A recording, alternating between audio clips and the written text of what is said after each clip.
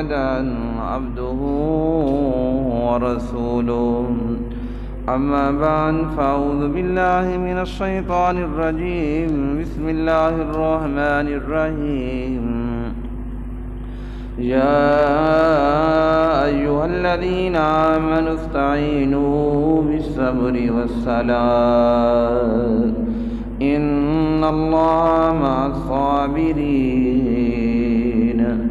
آمنت بالله صدق الله العظيم إن الله وملائكته يصلون على النبي يا أيها الذين آمنوا صلوا عليه وسلموا تسليما.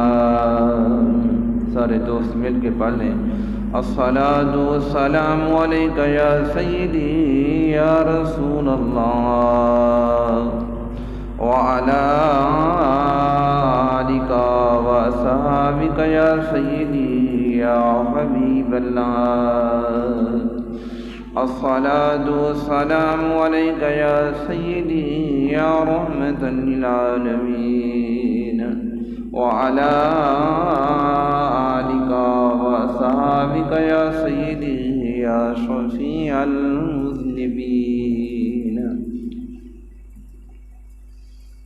میرے نہایت ہی واجب الاحترام دوستو، بزرگوں، نوجوان ساتھیوں، میں نے آپ حضرات کے سامنے سورۃ البقرہ اس کی آیت نمبر 153 کی تلاوت کی ہے. دعا ہے اللہ رب العزت ہم سب کو قرآن مقدس پڑھنے، سمجھنے اور اس پہ عمل کرنے کی توفیق عطا فرمائے.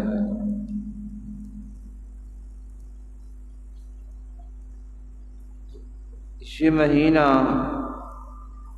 محرم الحرام کا چل رہا ہے. پچھلے جمعۃ المبارک میں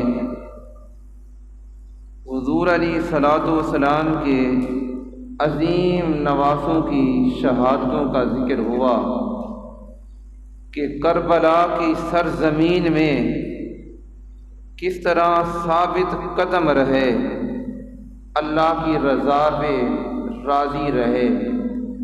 ایک لفظ آپ سنتے ہیں اکثر کل خانی میں یا جنازے میں اس آیت کو زیادہ تر تلاوت کرتے ہیں. یا ایتھا النفس المطمئنہ ترجعی الی ربک راضیۃ مرضیہ. اے نفس مطمئنہ میری طرف لوٹ آ اور تو رب کی رضا پہ راضی ہو جا، رب تیری رضا پہ راضی ہے. تو یہ جس کو رب کی رضا مل جائے یہ نبوت کے بعد سب سے بڑا انعام ہے. نبوت کے بعد سب سے بڑا انعام ہے. اللہ کی بارگاہ میں کسی کو آپ ولی کہہ سکتے ہیں، قطب کہہ سکتے ہیں، ابدال کہہ سکتے ہیں، کلندر کہہ سکتے ہیں. عالم دین ہے اسے عالم دین کہہ سکتے ہیں، مفسر قرآن ہے اسے مفسر قرآن کہہ سکتے ہیں، لیکن کسی کو نبی نہیں کہہ سکتے. 1,24,000 کما پیش رسول یا انبیاء، ان کا مقام سب سے بلند ہے. اس کے بعد جس کا مقام ہے اسے مقام رضا کہتے ہیں. تو سیدنا امام علی مقام جو آیت میں نے آپ دوستوں کے سامنے تلاوت کرنے کا شرف حاصل کیا ہے، اس کے اندر اللہ رب العزت نے اس بات کا ذکر فرمایا. سادہ سا یہ معنی ہے یا ایھا الذین آمنوا، اے ایمان والو، استعینوا بالصبر، مدد حاصل کرو کس سے؟ صبر سے. ان اللہ مع الصابرین، استعینوا بالصبر والصلاۃ، مدد حاصل کرو صبر سے اور نماز سے.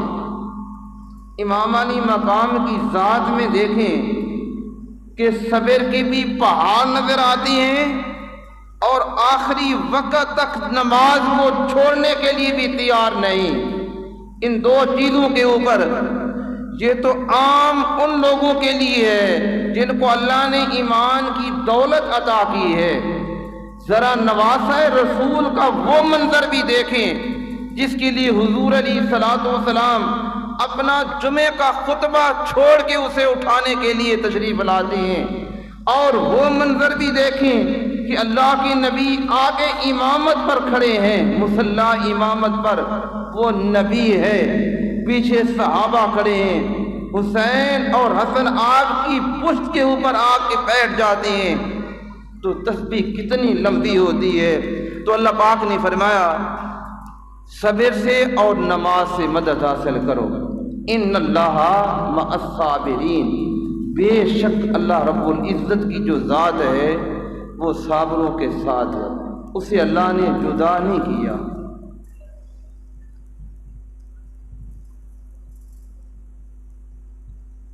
ایک انگریز گزرا ہے، مسٹر ڈیوڈ اس کا نام ہے، اس کی کتاب عام بازار کے اندر آپ جا کے لیں وہ مل سکتی ہے۔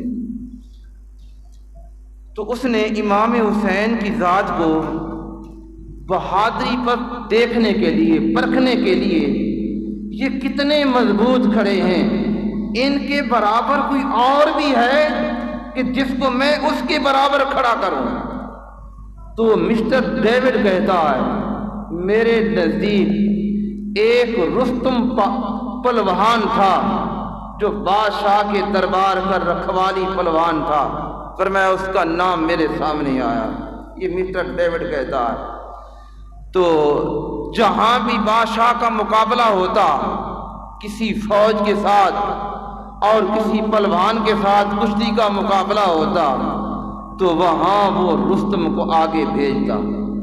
فرمایا جب یہ رستم اس کا بادشاہ کہیں جانے لگے اپنے اس پلوان کو ساتھ لے کر، تو اس نے اپنی بیوی کو امید سے چھوڑا کہ یہ نہیں پتا کہ بیٹا ملتا ہے یا بیٹی آتی ہے۔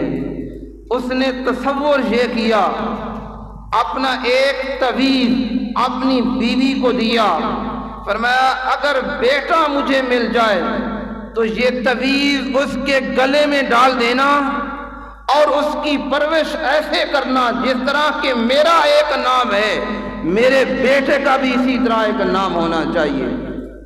یہ مسٹر ڈیوڈ کہتا ہے میں دونوں کو پرکھنے کے لیے کہ یعنی وہ کتنا بہادر تھا اور جہاں جاتا فتح ملتی اور کسی سے ناکام ہو کر نہیں لوٹتا تھا۔ تو فرمایا یہ رستم چلا گیا، اسے اللہ نے بیٹا دے دیا۔ اس کی ماں نے اس کا نام سراب رکھا، اور یہ وہ کہہ کر گیا تھا اس کا نام سراب رکھنا، تعویذ اس کے گلے میں ڈالنا۔ اب جس طرح باپ پلوان تھا اسی طرح بیٹا بھی پلوان نکلا، اس کی ماں نے اس کی پرورش کی، اور یہ کسی دوسرے بادشاہ کے پاس پہنچ کر یہ بھی اس بادشاہ کا درباری پلوان مشہور ہو گیا سراب، اور وہ رستم ایک اور بادشاہ کا پلوان ہے۔ اب ان دونوں کا آپس میں مقابلہ ہونے لگا، نہ وہ جانتا ہے کہ یہ میرا باپ ہے، نہ یہ جانتا ہے کہ یہ میرا بیٹا ہے۔ تو جس وقت یہ دونوں کا آمنے سامنے مقابلہ ہوا تو رستم نے ایک نیزہ مارا اس کی چھاتی پہ، اور جس وقت نیزہ لگا وہ سراب کہنے لگا رستم تمہیں معلوم نہیں میں کس کا بیٹا ہوں، اور میرا باپ تجھ سے بدلہ ضرور لے گا۔ فرمایا بتا تیرے باپ کا نام کیا ہے؟ وہ سراب کہتا ہے میرے باپ کا نام رستم ہے۔ فرمایا جس وقت اس نے نام سنا یہ تو میرا ہی لخت جگر ہے، میں نے اسے نیزہ مارا ہے۔ فرمایا وہ غش کھا کے پیچھے گرتا ہے، فرمایا وہ بھی مر جاتا ہے، اس کا بیٹا بھی مر جاتا ہے۔ مسٹر ڈیوڈ کہتا ہے کہ میں اسے بہادر سمجھتا تھا، لیکن وہ اپنے ایک بیٹے کی لاش کو برداشت نہ کر سکا۔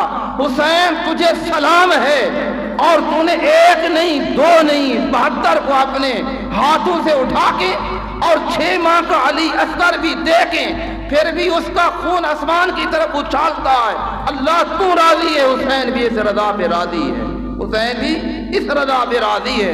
تو حسین تیرے جیسا میں نے بہادر نہیں دیکھا، تیرے جیسا میں نے شجاعت والا نہیں دیکھا، تیرے جیسا میں نے ثابت قدم نہیں دیکھا، یہ مسٹر ڈیوڈ کہتا ہے۔ اور ذرا ہم تاریخ اٹھا کے دیکھیں، جس وقت نواسہ رسول کا یہ خانوادہ ان کی شہادتیں ہو گئیں اور 72 کے جو سر مبارک ہیں وہ نیزوں پر ہیں۔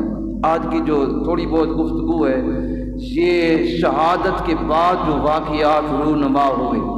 اب یہ عظیم قافلہ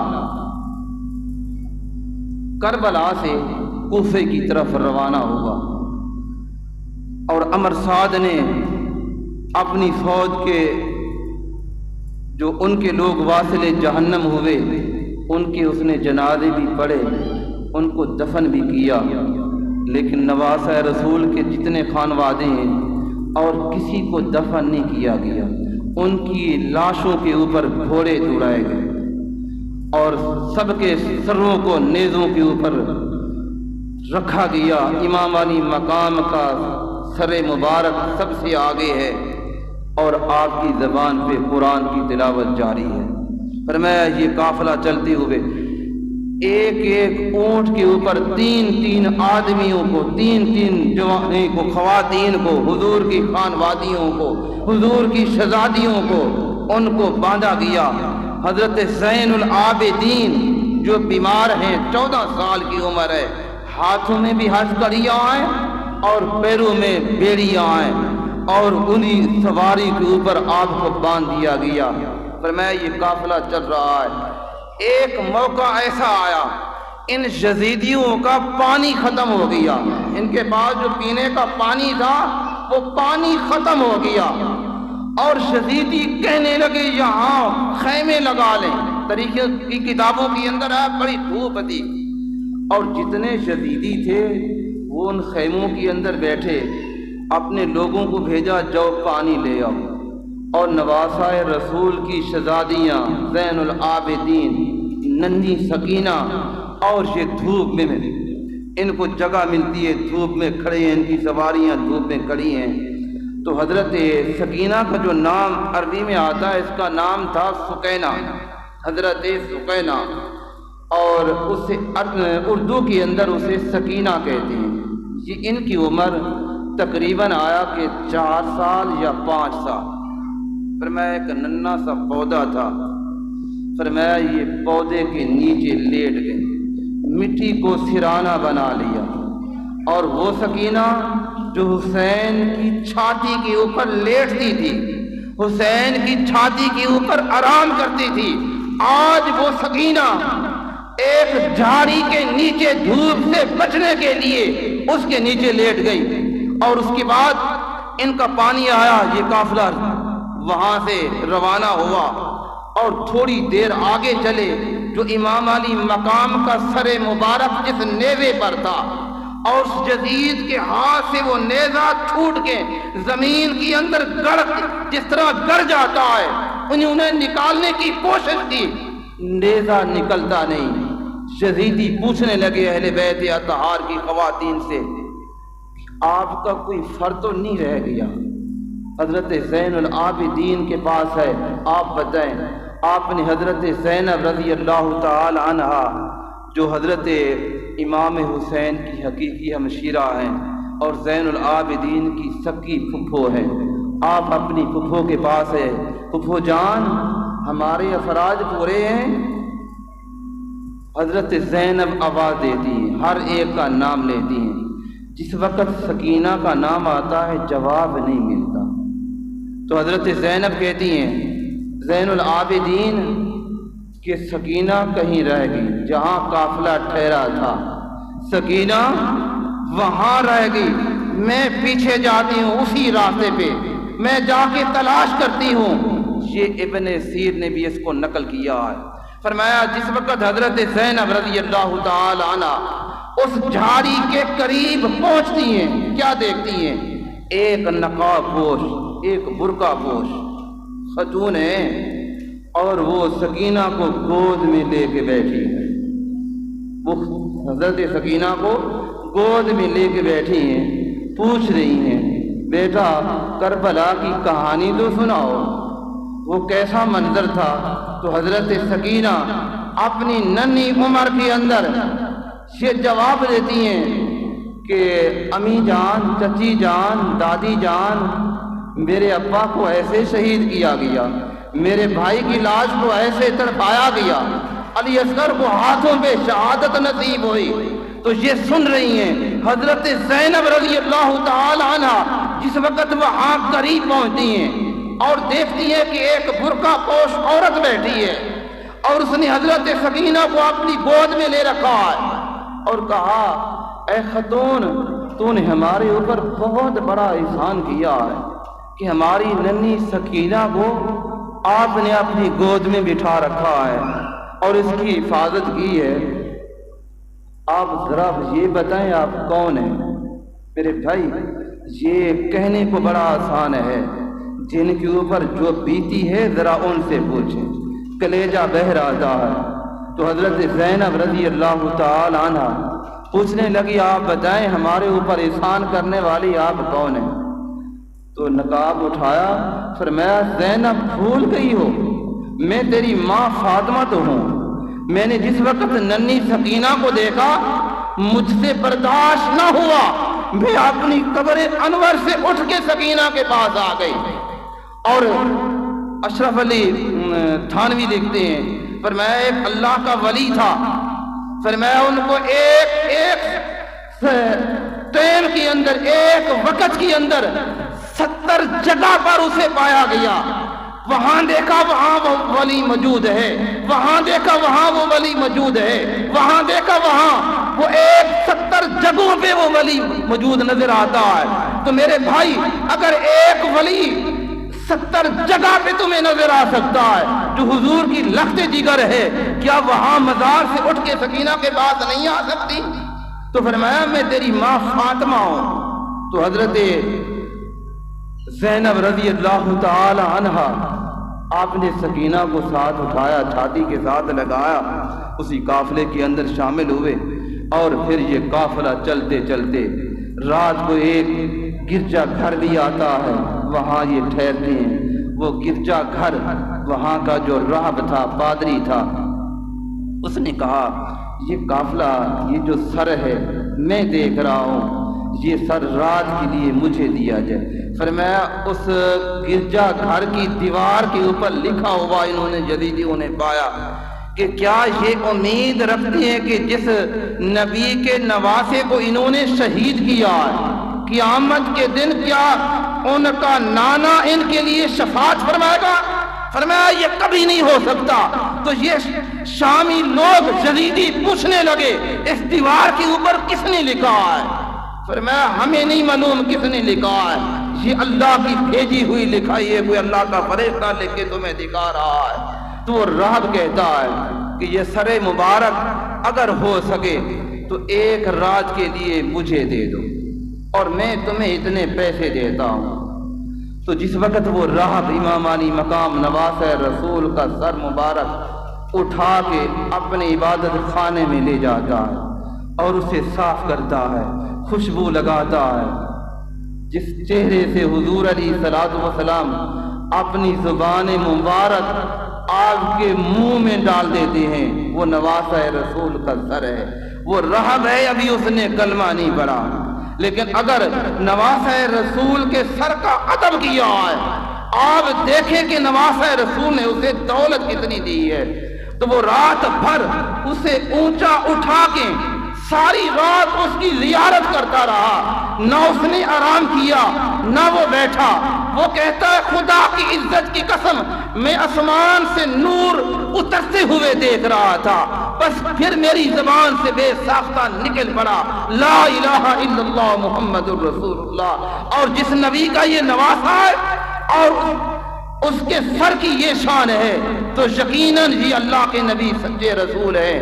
وہ ایمان کی دولت لے گیا اور جو اس کے ساتھ معاہدہ ہوا، جو مال دیا اور وہ جا کے آگے بانٹنے لگے تو وہ کھوٹے سکے بن گئے، اللہ نے ان کو مٹا کے رکھ دیا۔ تو اس لیے دوستو پھر یہ قافلہ چلتا چلتا ابن زیاد کے دربار میں پہنچا، جسے عبید اللہ ابن زیاد یہ کوفے کا جو گورنر بنایا گیا۔ ابن زیاد فرمایا جس وقت یہاں پہنچا تو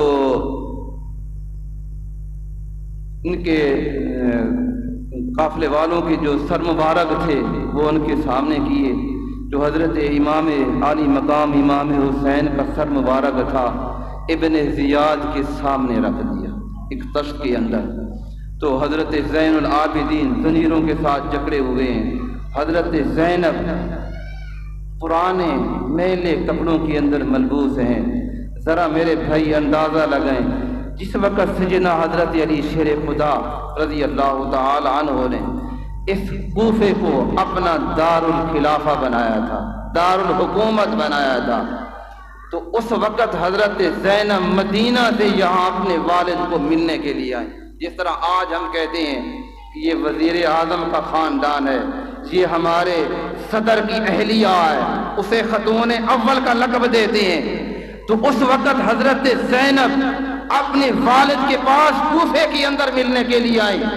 تو معزز گھرانوں کی خواتین آپ کا استقبال کرنے کے لیے، آپ کو اہلاً و سہلاً کرنے کے لیے، اپنے گھروں کے اندر بلانے کے لیے، حضور کی سیرت سننے کے لیے، حضرت فاطمہ کے کردار پر سننے کے لیے ہر ایک کہتی ہے کہ آپ میرے گھر کے اندر مہمان بن جائیں یا اپنا ٹائم دیں، ہم خود آپ کے پاس آتے ہیں۔ تو حضرت زینب کے سامنے وہ وقت بھی تھا، آج وہ وقت بھی ہے کہ حضرت زینب قیدی بن کے اس دربار کے اندر کھڑی ہے۔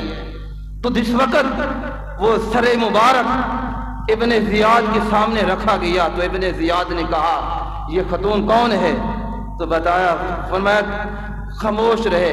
فرمایا 3 مرتبہ ابن زیاد نے پوچھا تو تیسری مرتبہ بتایا گیا یہ زینب بنت علی ہے، زینب بنت علی ہے۔ تو ابن زیاد کہنے لگا کہ تمہیں اللہ نے شکست دی اور ہمیں اور جو یزید ابن معاویہ ہے اسے اللہ نے فتح دی، اور تیرا باپ بھی کذاب تھا اور تو بھی کذاب ہے۔ تو جس وقت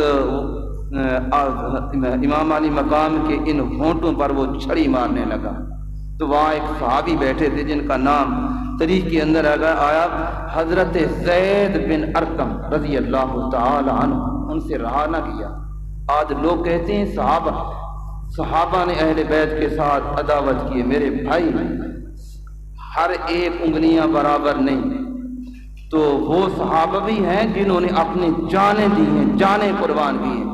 حضرت زید بن ارقم اٹھے، فرمایا ابن زیاد اور مرجانہ کے بیٹے ذرا اپنی چھڑی کو ہٹا، میں نے اپنے ہونٹ اپنی آنکھوں سے دیکھا ہے اللہ کے نبی کو ان ہونٹوں کا بوسہ لیتے ہوئے، حضور علیہ الصلوۃ والسلام ان ہونٹوں کو چومتے ہوئے میں نے دیکھا ہے، اور تو ان ہونٹوں کے اوپر چھڑی مار رہا ہے اور تو اتنی بے ادبی کر رہا ہے۔ تو ابن زیاد کہنے لگا کہ اگر تو برا ہے، اگر تم برا نہ ہوتا تو میں ابھی حکم دیتا تمہیں یہاں قتل کر دیا جاتا۔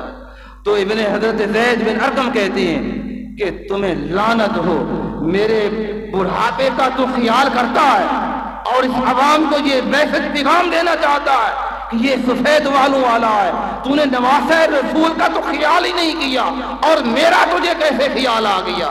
اور حضرت زین العابدین سے پوچھنے لگے یہ کس کا بیٹا ہے؟ آپ نے فرمایا میں علی ابن حسین ہوں۔ فرمایا وہ علی ابن حسین تو وہاں شہید ہو گیا۔ آپ نے کئی مرتبہ یہ سنا بھی ہے حضرت امام علی مقام کے 3 بیٹے تھے اور تینوں کے نام علی تھے۔ علی دوسرا اللہ نے بیٹا دیا پھر اس کا نام علی، تیسرا بیٹا اللہ نے دیا پھر اس کا نام علی۔ والد کے ساتھ محبت لوگوں کو بتا رہے ہیں کہ میری اپنے والد کے ساتھ کتنی محبت ہے۔ تو فرمایا جب میں تمہیں بلاؤں گا، بڑے کو بلاؤں گا تو علی اکبر کہہ کے. یہ 17 یا 18 سال کی عمر کے اندر کربلا کی سرزمین میں انہوں نے شہادت پائی اپنے والد سے پہلے. تو ان کے بعد یہ حضرت زین العابدین، انہیں بھی علی کہتے ہیں، علی اوسط، یہ درمیان والے. اور دوسرے جو آخری چھوٹے بیٹے تھے جو 6 ماہ کے تھے، ان کا نام ہے علی اصغر. یہ تینوں بیٹے امام علی مقام کے تھے. اور وہ کہنے لگا کہ وہ تو شہید ہو گیا. آپ نے فرمایا میں اس سے چھوٹا ہوں، میرا نام علی اوسط ہے، میرا نام علی اوسط ہے. تو اس وقت دوستو اس دربار کے اندر جہاں والد گرامی بیٹھتے ہیں اور جس دارالخلافہ کے اندر آپ اپنے فیصلے کرتے ہیں، آج ان کی اولاد ہے قیدی بن کے کھڑے ہیں. اور ان لوگوں نے آپ کی آل کے ساتھ، حضور کے نواسوں کے ساتھ کیا کچھ ظلم نہیں کیے. اگر آپ تاریخ پڑھ کے دیکھیں تو آدمی پڑھتا بعد میں ہے، آنسو پہلے آ جاتے ہیں. اتنا ظلم. اور پھر مسجد کے اندر تعلق رکھنے والے، نمازیں پڑھنے والے، قرآن کی تلاوت کرنے والے. یہ کافروں کی جنگ نہیں تھی، یہ ظلم کے خلاف تھی. یزید فاسق فاجر تھا اور امام حسین سچا تھا، آپ کا خاندان بھی سچا تھا. ایک حق تھا، دوسرا ناحق تھا. اور اسی طرح ایک جھوٹ کا پلندہ تھا اور جھوٹ ہی جھوٹ نظر آتا تھا، اور دوسری سچائی ہی سچائی نظر آتی تھی. اور ایک سیٹ میں قرآن نظر آتا تھا، قرآن والے نظر آتے تھے. اور دوسرے وہ تھے جن کی زبانوں کے اوپر قرآن تو تھا لیکن اندر کچھ نہیں تھا. آپ نے سنا ہے ایک مومن ہے، ایک منافق ہے. اور منافق بھی حضور کے پیچھے نمازیں پڑھتے تھے اور مومن بھی حضور کے پیچھے نمازیں پڑھتے تھے.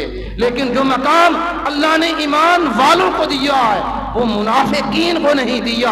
اس لیے حضور علیہ السلام نے فرمایا منافق کافر سے زیادہ دشمن ہے. کیوں؟